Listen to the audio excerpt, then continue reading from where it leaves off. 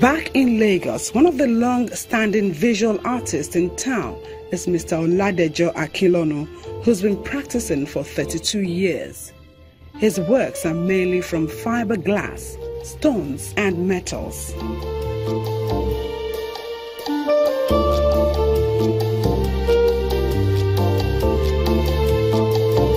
The concept behind me, that's Siseko.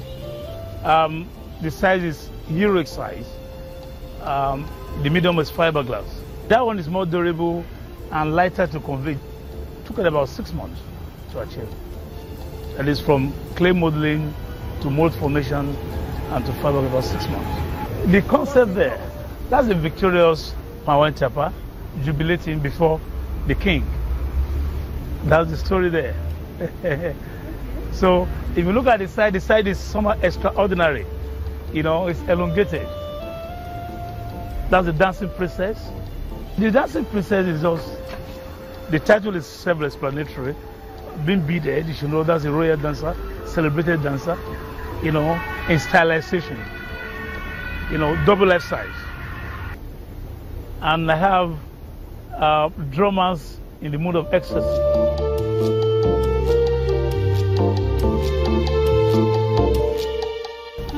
Art belongs to the elite group among intellectuals in the society. And when you consider the level of civilization in the country, the elite groups are those who seem to have been known to appreciate the greatness and the labor of the early artists, making the modern artists proud of whom they are today. You don't use artwork for ostentatious reasons. Those who appreciate art are those who can see art beyond optical eye. With the amount of time and effort put into the making of these artworks, how lucrative can it be?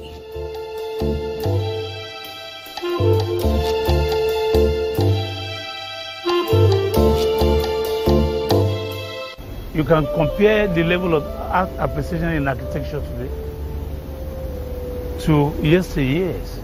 It's appreciating. Our customers lies on both local and international, because our people here, most of them, they cherish artwork. So those that have the aesthetic values for art, they patronize us. They use our artwork as gifts, souvenirs.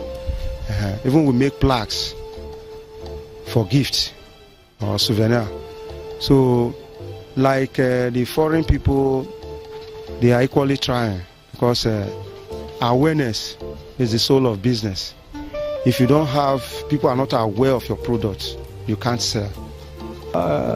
If one is abroad, when I mean abroad, I mean the West, possibly in America, in Britain, and you are from there and you practice there, it's actually very lucrative, very lucrative. Like I told you, art is not just only about painting and drawing.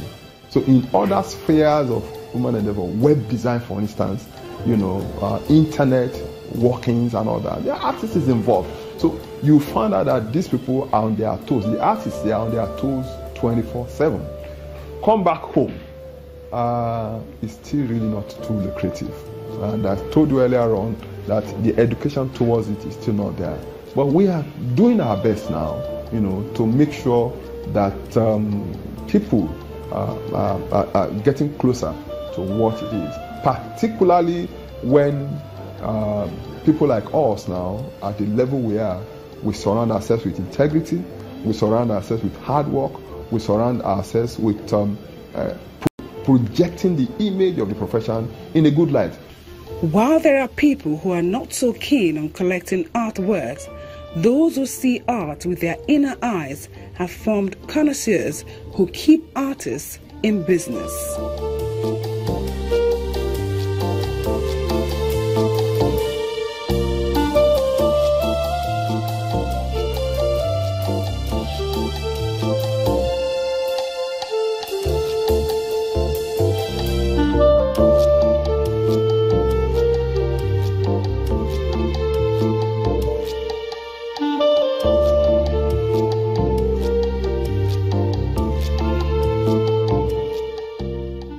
you look at your age bracket, my age bracket, you could see that the level of civilization has given us a big promotion. Big promotion, big promotion. I'm more especially to those who are called to do the trade. They are internally driven to deliver. You know, for the fact they're on the track that God has placed them, they are actually, you know, doing everything, raising role models in their various callings. One moment, you know, that made me proud to be an artist, a Nigerian artist, you know, was in 2015, you know, when I exhibited my cartoons at the International Center at Michigan State University. So, and I did that, you know, to mark Nigeria's 55th independence anniversary. And it was well received. You know, we had audience, you know, from not just the Nigerian community on campus at Michigan State University, United States of America.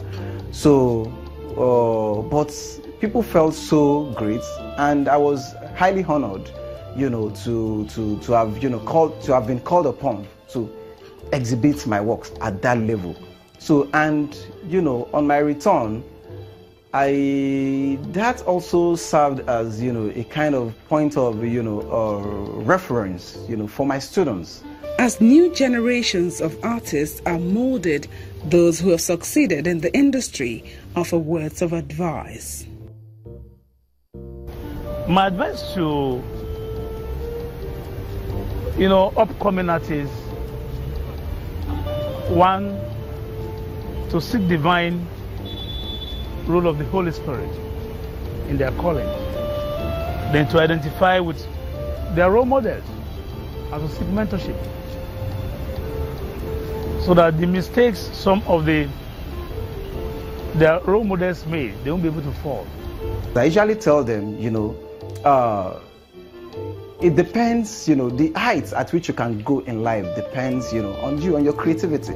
As an artist, you know, there is no level at which you can, you cannot go. It depends on how you can put your creativity at work. You have to, you know, look inward and think outside the box and launch your creativity. You can start small and think big.